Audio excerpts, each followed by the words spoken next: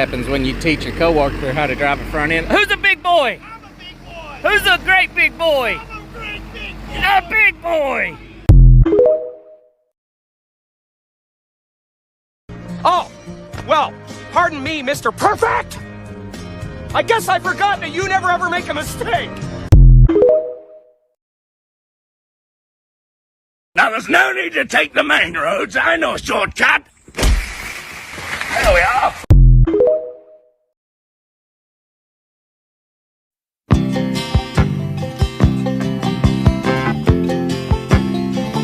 Just a good old boy, never meaning no harm.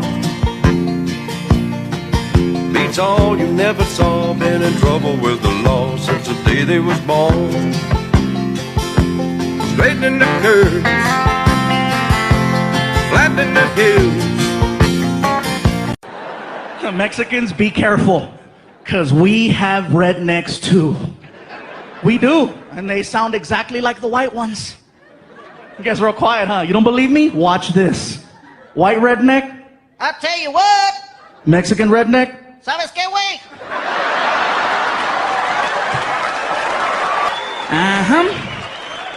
White redneck. Ding, ding, ding, ding, ding, ding, ding, ding, ding, ding, ding, ding. Mexican redneck. We put words and moves to that. Bailamos con el tuca, bailamos con el tuca, tuca, tuca, tuca.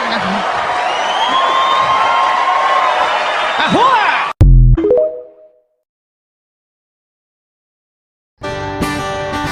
If you're gonna be dumb, you gotta be tough. When you get knocked down, you gotta get back up.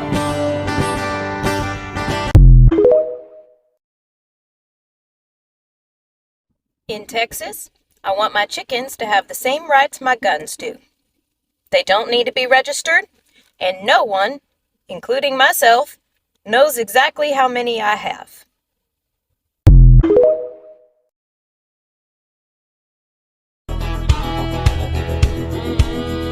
Gobble live a boom and I picked her. Gobble oop and now doing a turn up nerve. Give a stomp big nooks if a church em up. So how many of you guys have this beautiful little plant popping up in your yards right now? And if you don't, it's going to be popping up soon because this is one of the first spring plants to pop up. Now, this is also a really, really beneficial medicine. So for those of you that don't know, this is the dead purple nettle plant. Now, it gets its name because it resembles stinging nettle, but it's not going to sting you, and it's actually not related to stinging nettle at all, but rather is related to the mint family. So the first amazing thing about dead nettle is that it can help you with your seasonal allergies. Exactly like stinging nettle, this is a natural antihistamine, and oftentimes it can be easier to find than stinging nettle. Also, you don't need to wear the gloves to harvest it. Now, the next amazing thing about dead nettle is that it contains a flavonoid called quercetin. Quercetin is known to counteract oxidation, lower inflammation in the body, fight free radicals, and really just improve overall health. So this can be an amazing plant for the inside of your body. Now also, because dead nettle is antibacterial, antifungal, and also antimicrobial, it makes an amazing plant for the skin or for topical use. Now, this is actually the main way that most people use this plant because it can be really beneficial for wounds. You can take these leaves, chop them up, and place them directly on a wound. This would be your typical poultice. Now, you also have the option to make a salve. And for those that don't know, go to my website, Health Primitive, under Herbalism Basics, and you will find the step-by-step instructions on making a salve. So now let's get to the important question. How is it that we use this plant? Well, the first way is going to be your typical herbal tea. I talk about this a lot in my videos, and this is what we do a lot with most herbs. So you can take 1 to 2 teaspoons of your dead purple nettle, add it to a cup, pour some boiling water over it, 1 cup to be exact. Let it steep for about 10 minutes and enjoy. Now, if this is a little too much trouble and you want to make it a little more efficient, you can make what's called a tincture. Now, this is going to consist of gathering some fresh dead nettle. You're going to fill a mason jar about 3/4 of the way full. Pour in some 80 proof or above vodka. Allow this to sit for 4 to 6 weeks. Strain, and this liquid is then your tincture. Now, for those that aren't familiar with the process, you can visit my blog under Herbalism Basics, which says how to make a tincture. This is going to give you the step-by-step guide on how to do this, as well as dosages. Now, although dead nettle is extremely easy to identify, make sure you are 100% positive of identification before consuming any plant. Now, dead nettle does have one look-alike, which is a plant called henbit. Now, lucky enough for us, henbit is safe and tasty as well, and safe to consume. So if you do make this common mistake, you don't need to be too concerned. But from a identification standpoint, it is good to go through the characteristics of dead nettle and henbit, which you can easily Google because it will take me too long to go through that, to go over the differences. But as I said, these plants are both extremely easy to identify, and it's not a huge deal if you do mistake one for the other. If you want to learn more about edible and medicinal plants in your area, visit my website, healthprimitive.com.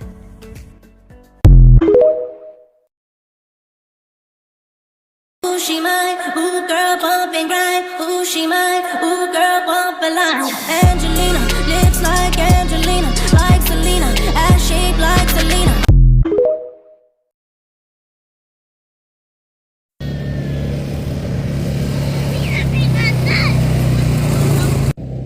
These poor farm kids just never get to have any fun. That's my oldest son's dirt bike, and that thing right there will scare you. Scoop the dirt. Throw the dirt. On today's episode of How Fucked Up Is Fucked Up.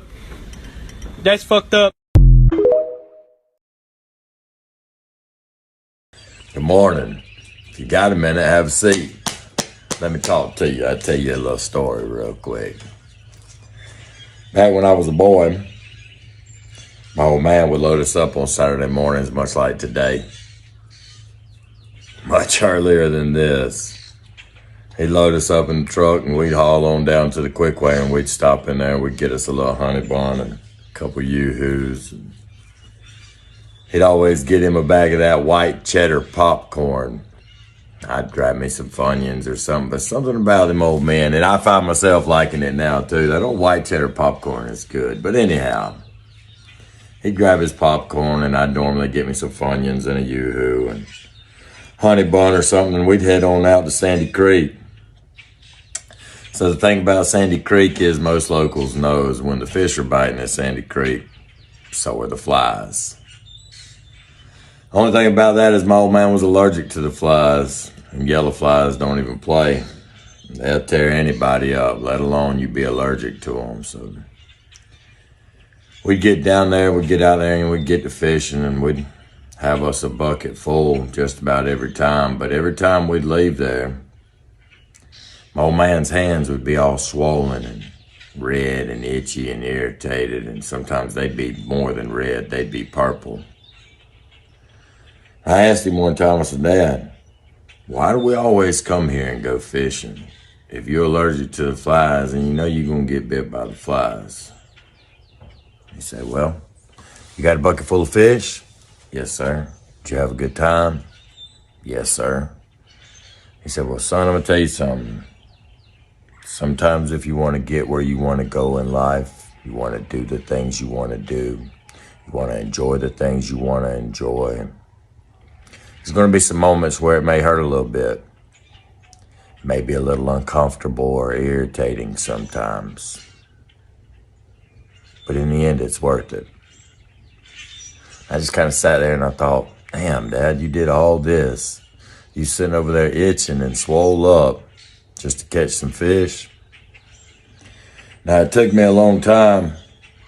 But the other day, I was riding around thinking about this and I had an epiphany, and it dawned on me that he didn't endure none of that because he loved fishing. He did it because he loved me, my brother, my sister, in ways he wasn't obligated to. He didn't have to go through all that. But he did just to watch us smile.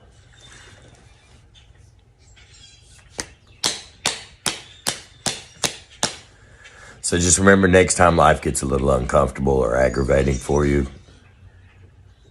that if you want to get where you want to go and do the things you want to do, if you want to be the person you want to be, you want to live the life you want to have, there's going to be moments where it's going to be uncomfortable, maybe irritating, might even hurt a little bit, but it'll be worth it. Love y'all, man. And I hope you have a good day.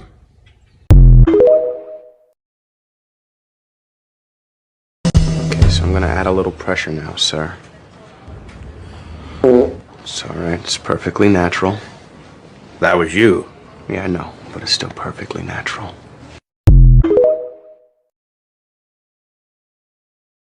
Now, you might have a college degree and be real good with computers and shit, but us rednecks will take a tree and turn it into a goddamn countertop in a jiffy. You can laugh if you want, but redneck ingenuity makes the South go round. Farming with Dad, Part 1. Redo it! Now, son, if you're gonna do something in life, do it right. Now redo it.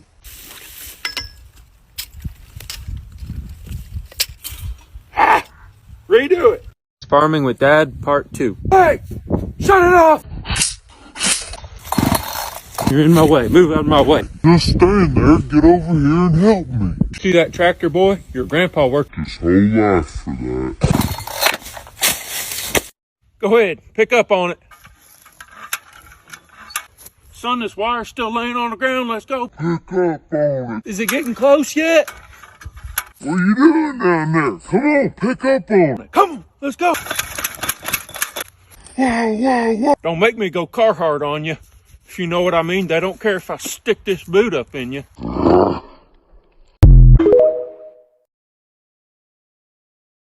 If I should moo.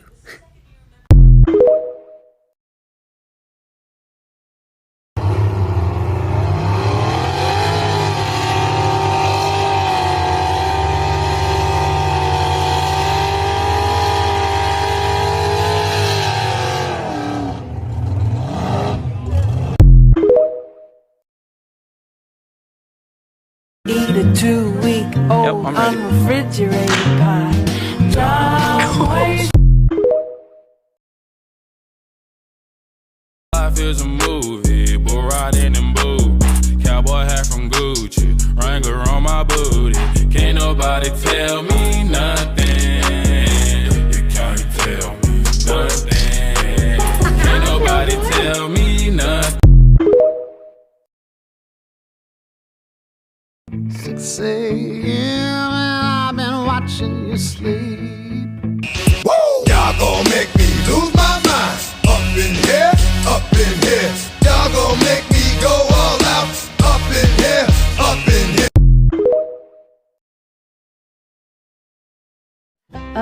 Yeah. Knocked my wig off indeed. Y'all been talking at me about a butter biscuit recipe. If you've been around here long, you probably know I usually make my biscuits with shortening. Well, my new friend Ben, he showed up on the scene claiming his mother was known far and wide for her biscuits and fried chicken. I said, well, yeah, I'd be honored to try a recipe, Ben. Now, I'm sure that I don't do things just like Ben's mother did, but I did cook these biscuits 4 different times, and let me just tell you something. They are divine. Fluffy center, crispy crust. they're ridiculous, okay? Let's honor Ben's mother and her 9 children and make biscuits. Now, he gave me the recipe, and I'm gonna pop it up on the screen so you can screenshot it. And I'm gonna give you a few pointers if you've never made biscuits before. First thing is, you want your buttermilk and your butter to be super cold. You need to grate your butter beforehand, grate it, and then put it into the freezer. Don't get it out and set it on the counter. When it comes out of the freezer, put it directly into the fryer. Get you a fork and cut that butter into the fryer. The fryer's gonna look crumbly when it's ready. Also, don't start making your dough until your oven is almost completely done preheating. You don't want your dough sitting out on the counter waiting for your oven to preheat. When you're working with your dough, be real gentle with your hands. You want to pull your skillet straight out of the oven, cut the biscuits, put them directly into the skillet, let them rise for 1 minute, and then stick into the oven. Ended up cooking mine for about 25 minutes. The last 3 minutes, I cranked my oven up on broil. That'll give you a nice toasty top, but be careful, keep your eye on it. Do exactly what the recipe says and use the tips that I gave you, and won't be long, you'll be eating biscuits. And to Ben and his mother, I just want to say thank you. God bless you, my friends, and I'll see you next time. You're not a bad fisherman. The fish are just really bad at biting your hook. You give me a shot.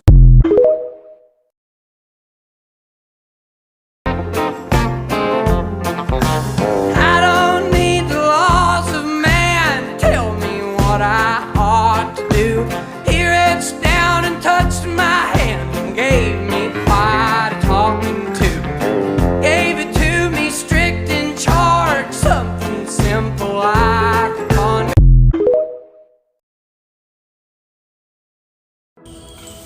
Hey, my little tater tot. I know, baby. I know. But why wouldn't you keep going when things get tough? Did somebody just miraculously tell you that your life's just going to be super simple and easy for the rest of it? No, they didn't. Everybody has these tough moments, so why not keep pushing through? You know, you never know what's going to be on the other end of the rainbow if you don't try to get to the other side of it, right? And here's another thing. Ain't nothing wrong with being alone. I do most of my better thinking just all by myself when nobody's interrupting me. I like my alone time. There ain't nothing wrong with it. You know? Just enjoy it. All you need is for somebody to let you know that it is going to be all right, because it always does. You just needed to have a little bit of extra faith today. That's all. It's going to be all right. And you're going to be all right. Everything's going to be all right, honey. I promise.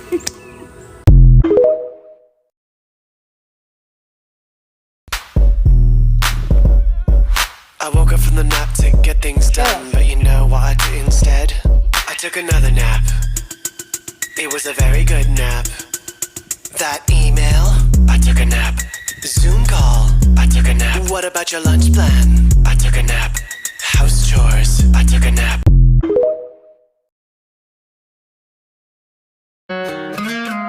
Last night we let the liquor talk. I can't remember everything we said, but we said it all. You told me that you wish I was somebody you never met.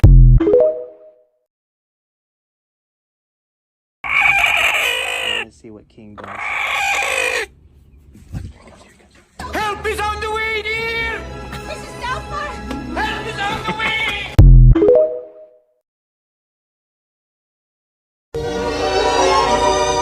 So this is love. Tell me something, girl.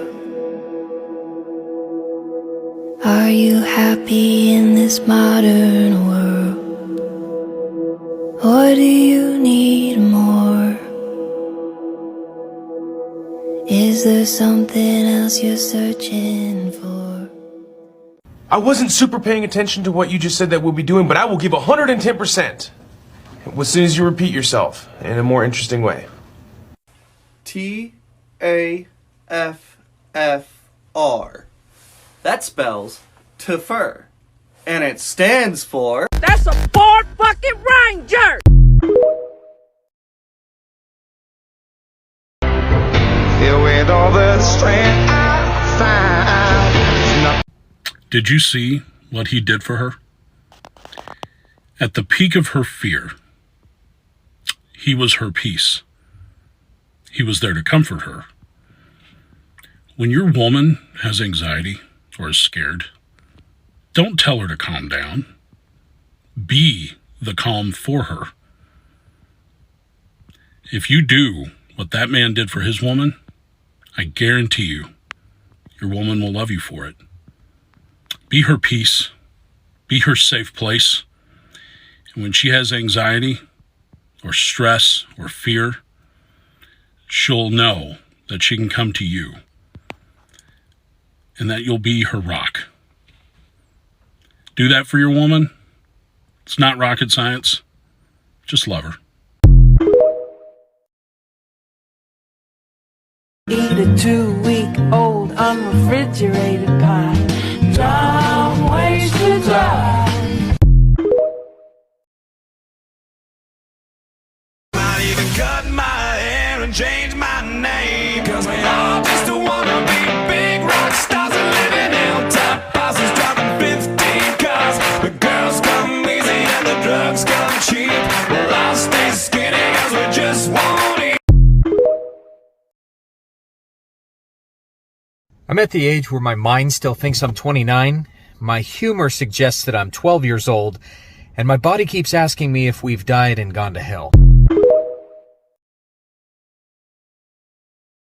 Well, my nosy neighbors called the cops, told them I was out on the porch smoking pot. Cops get here, wanted to know where it was at. I said, I smoked it. Said, where'd you get it? I said, from the neighbors. Cops are over there now. That'll teach them my...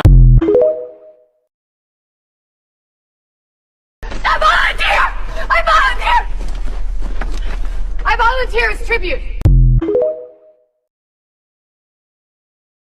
One thing I never wanted to be seen as when we started homesteading was trashy. Certain people that I thought I wanted to impress had insinuated to me that this lifestyle was for dirty hillbillies. I would drive myself and my family crazy, making sure there was never a stray bag of feed left out, never a muddy footprint on the floor, never a chicken poo on the porch. The coop, the animals, and the garden had to be aesthetic year-round, and the compost pile had to be hidden. Our family was able to keep this up for about a year, but then life happened. Projects happened, fences and coops were built, and tools would get left out. Dogs were adopted and loved, but would leave messes in the yard. Kids happened, and the aftermath of their learning and growing would not always get picked up perfectly. Winter and rain happened, leaving everything soggy and covered in mud. Our new baby was born, and an aesthetically pleasing homestead sank lower on my priority list. And until I fully let go of being afraid of looking like a dirty hillbilly, I was not able to fully enjoy this lifestyle. So I guess what I'm saying is, while there's absolutely nothing wrong with romanticizing this lifestyle and making it beautiful for you, don't lose your peace trying to make it look perfect from the outside. And learn to be okay with a little chicken shit on the porch. And there's a hole in this mountain, it's dark and it's deep. Oh, and Lord only knows all the secrets she keeps. And there's a chill in the air only miners can feel. And there are ghosts in the tunnels the company sealed.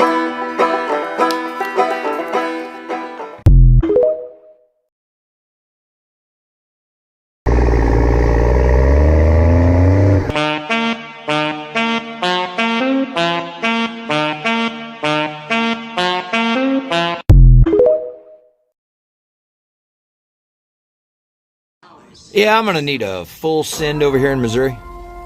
Hey, repeat, I didn't get that. Did you say you wanted a half send? Full fucking send. Oh, I'm finna move to Missouri. I gotta be honest with you. Just the balls on this state. Now, you might think by reading this that Missouri doesn't want any future federal gun legislation. What you might not know without reading the rest of the story is Missouri doesn't want any present gun legislation or past gun legislation by the federal government either. What's that mean for the state legislature in Missouri? They are chasing no gun laws at all. Yeehaw. What a lot of people don't get is this is what the Second Amendment was intended to do in all of America, not just Missouri. So Missouri, full steam ahead, baby.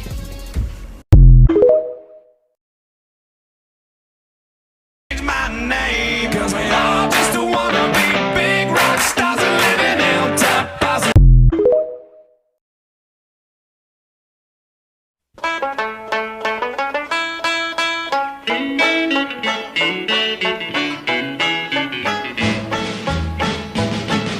In 1840.